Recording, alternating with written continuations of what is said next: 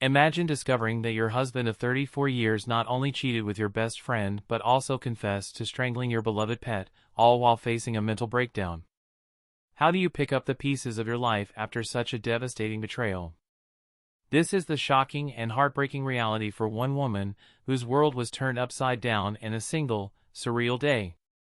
As she grapples with her husband's infidelities, his violent confessions, and the collapse of their future dreams, she must find a way to navigate through the anger, betrayal, and financial uncertainty that now define her life. Welcome back to our channel. Today, I'm sharing my harrowing story of betrayal, heartbreak, and resilience. Let's get started. My life took a dramatic turn when my husband of 34 years had a mental breakdown.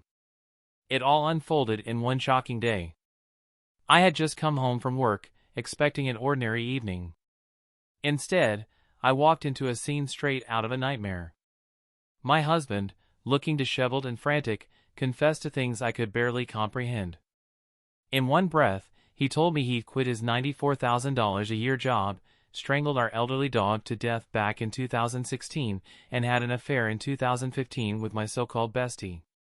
But that wasn't all. He admitted he'd pretty much never been faithful throughout our entire marriage. I stood there, stunned, my mouth hanging open. It felt surreal, like I had entered the Twilight Zone. He then suggested we could work it out and even wanted to have sex. I was like a deer in headlights, frozen in shock. Realizing he was drunk, I agreed to go upstairs with him, thinking it would be safer to wait until he passed out. 15 minutes later, he was out cold. I quickly packed my essentials and fled to a hotel. My mind was racing, trying to process everything. The betrayal by my friend cut deep. She had invited herself over while I was away and made a move on my husband, who was all too willing. She was the only one I had shared my deepest thoughts with, my marriage, my hopes, my fears. She knew I had doubts about my husband's faithfulness over the years but never found proof, just feelings that came and went. She knew everything, and yet she did this. I once found a pair of his underwear in the back seat of his car. His explanation was that they had probably fallen out of his gym bag. It seemed reasonable at the time. Now, looking back, I feel like a fool. I'm 55 years old. Our youngest child is about to graduate from college. Instead of sailing into our golden years together, I'm facing the reality of a divorce and the financial turmoil that comes with it. I haven't filed for divorce yet. My husband went to a treatment center to work on his mental health. After I left, he went on a bender and even shot our TV. Our youngest found him passed out on the floor with a blood alcohol content of 0.383. I'm so angry I can't think straight. So, that's my story. How do you navigate life after such a betrayal? How do you rebuild when everything you thought you knew has been torn apart? I'd love to hear your thoughts and judgments in the comments below. What would you do in my situation? One person said, "You've been living with an untreated alcoholic who obviously can't control his impulses. Hard to imagine he was sober when he did any of the things you mentioned in your post. I'd be really surprised if this is new news to you. While you've been in denial, he's been getting away with murder, literally. Your close friend's treachery, although a total surprise to you, is so commonplace that it's almost a cliché. You've got a huge mess on your hands with very few options. You can find it in your heart to forgive him, but that's going to take a while. Insisting that he must get sober and stay sober would be a minimum condition for reconciliation. I'd be willing to bet that he's a totally different man when sober.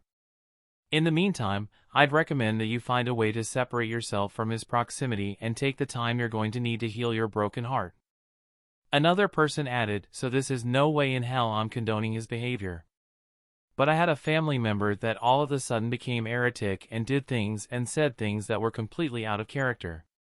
And almost all of the crazy things they said were not true. Turns out they had a brain tumor. If this is all of a sudden and completely out of character, consider that and suggest that they get checked out." Thank you for listening. Don't forget to like, subscribe, and share your thoughts. Stay tuned for more stories and insights. Welcome to the second story. Imagine being the only one in your department not invited to a coworker's wedding and then discovering everyone was told you couldn't attend. How would you feel? This is the awkward and frustrating situation one person found themselves in, leading to tension and confusion at work. Let's dive into this real-life story of exclusion, assumptions, and office drama. A woman in my department recently got married. Out of the 10 people in our department, everyone was invited to the wedding, except me. I was personally told the wedding was being kept small to avoid extravagant spending. Little did I know, the others were told I couldn't attend. At a department meeting after the wedding, when the bride returned from her honeymoon, everyone was buzzing about the event. A coworker mentioned it was a shame I couldn't attend. I couldn't hold back and remarked that I wasn't even invited. The bride's face visibly changed, and now our working relationship is strained at best. Narrator, to add insult to injury, our department organized a dinner and celebration for her.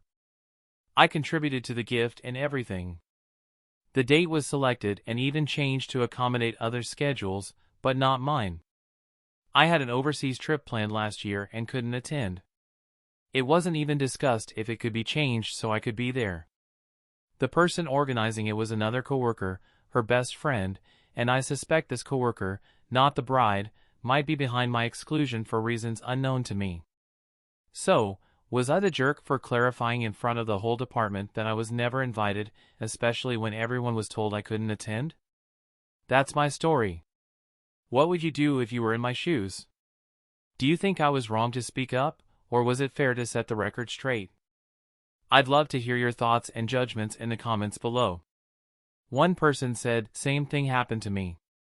Every other woman in the office invited to a baby shower.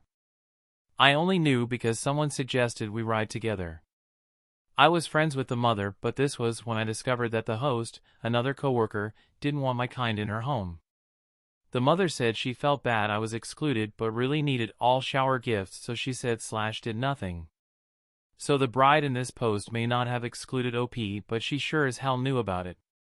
Too bad if she feels awkward now. Be cordial, do your job, but remember these are not your actual friends." Another comment was this: "Tell the truth and shame the devil," my grandma would say. You told the truth in the face of a lie. It would be insane for the bride or anyone else to expect you to lie when the original deception was to your detriment. Thank you for listening. Don't forget to like, subscribe, and share your thoughts. Stay tuned for more stories and insights.